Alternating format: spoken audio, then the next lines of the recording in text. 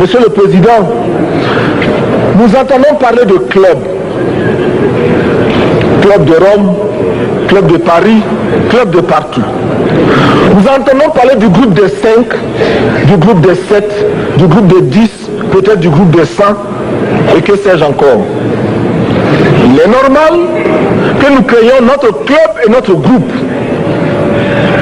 Faisons en sorte que dès aujourd'hui, Addis Abeba devienne également le siège, le centre d'où partira le souffle nouveau, le club d'Addis Abeba. Nous avons le devoir aujourd'hui de créer le front uni d'Addis Abeba contre la dette. Ce n'est que de cette façon que nous pourrons dire aux autres, en refusant de payer la dette, nous ne venons pas dans une démarche belliqueuse. Au contraire, c'est dans une démarche fraternelle pour dire ce qui est. Du reste, les masses populaires en Europe ne sont pas opposées aux masses populaires en Afrique. Mais ceux qui veulent exploiter l'Afrique, ce sont les mêmes qui exploitent l'Europe. Nous avons un ennemi commun. Donc, notre club, parti d'Addis Abeba, devra également dire aux uns et aux autres que la dette ne saurait être payée. Et quand nous disons que la dette ne saurait être payée, ce n'est point que nous sommes contre la morale, la dignité, le respect de la parole. Parce que nous estimons que nous n'avons pas la même morale que les autres. Entre le riche et le pauvre, il n'y a pas la même morale. La Bible, le Coran, ne peut pas servir de la même manière celui qui exploite le peuple et celui qui est exploité. Il faudra alors qu'il y ait 2 éditions de la Bible et 2 éditions du Coran.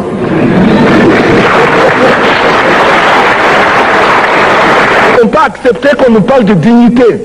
Nous ne pouvons pas accepter que l'on nous parle de mérite de ceux qui payent et de perte de confiance vis-à-vis de ceux qui ne paieraient pas. Nous devons au contraire dire que c'est normal aujourd'hui. Nous devons au contraire reconnaître que les plus grands voleurs sont les plus riches. Un pauvre, quand il vole, ne commet qu'un larcin ou une peccadille, tout juste pour survivre par nécessité. Les riches, ce sont eux qui volent le fisc, les douanes et qui exploitent le peuple. Monsieur le Président, ma proposition ne vise pas simplement à provoquer ou à faire du spectacle. Je voudrais dire ce que chacun de nous pense et souhaite. Qui ici ne souhaite pas que la dette soit purement et simplement effacée? Celui qui ne le souhaite pas, il peut sortir, prendre son avion et aller tout de suite à la Banque mondiale payer. Tous nous souhaitons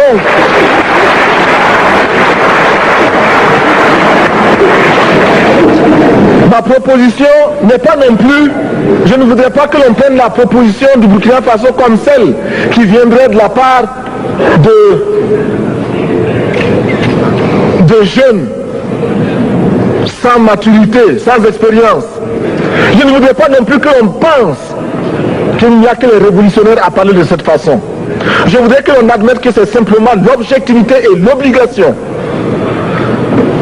Et je peux citer dans les exemples de ceux qui ont dit de ne pas payer la dette, des révolutionnaires comme des non-révolutionnaires, des jeunes comme des vieux. Je citerai par exemple, Fidel Castro a déjà dit de ne pas payer. Il n'a pas mon âge, même s'il est révolutionnaire. Mais je pourrais citer également François Mitterrand, qui a dit que les pays africains ne peuvent pas payer, les pays pauvres ne peuvent pas. Je pourrais citer Madame le Premier ministre.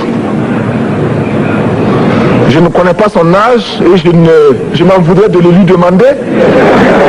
Mais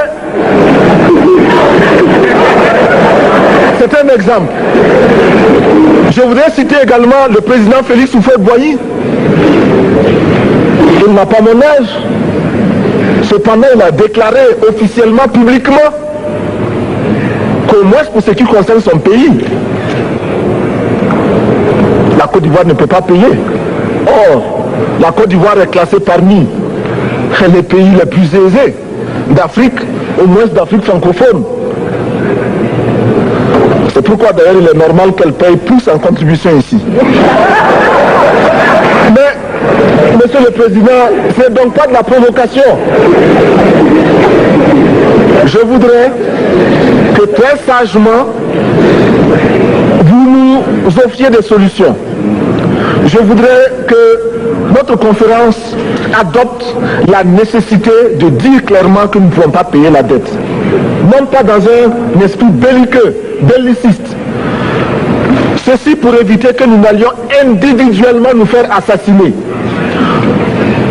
Si le Burkina Faso tout seul refuse de payer la dette, je ne serai pas là à la prochaine conférence.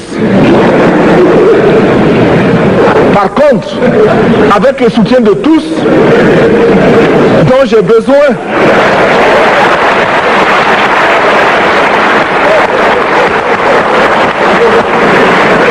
avec le soutien de tous, nous pourrons éviter de payer. Et en évitant de payer, nous pourrons à notre développement.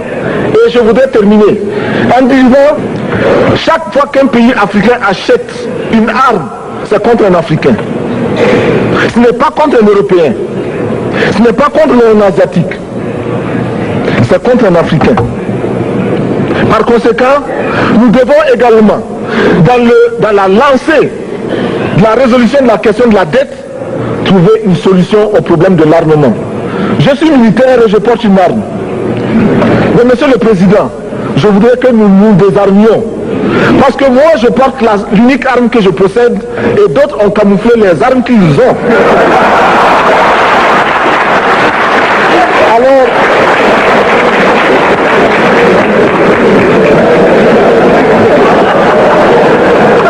Alors,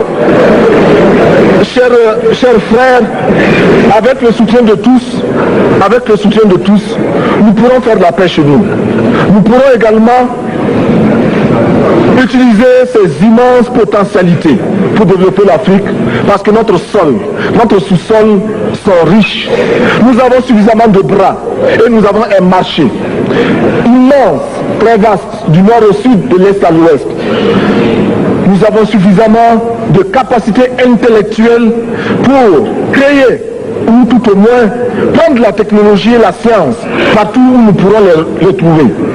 Monsieur le Président, faisons en sorte que nous mettions au point ce front uni d'Addis Abeba contre la dette. Faisons en sorte que ce soit à partir d'Addis Abeba que nous décidions de limiter la course aux armements entre pays faibles et pauvres. Les gourdins et les coutelas que nous achetons sont inutiles. Faisons en sorte également que le marché africain soit le marché des Africains. Produire en Afrique, transformer en Afrique et consommer en Afrique. Produisons ce dont nous avons besoin et consommons ce que nous produisons au lieu d'importer. Le Burkina Faso est venu vous exposer ici la cotonnade produite au Burkina Faso, tissée au Burkina Faso, cousue au Burkina Faso pour habiller les Burkinabés. Ma délégation et moi-même, nous sommes habillés par nos tisserands, nos paysans. Il n'y a pas un seul fil qui vienne de l'Europe ou de l'Amérique. Je ne fais pas un défilé de mode, mais je voudrais simplement dire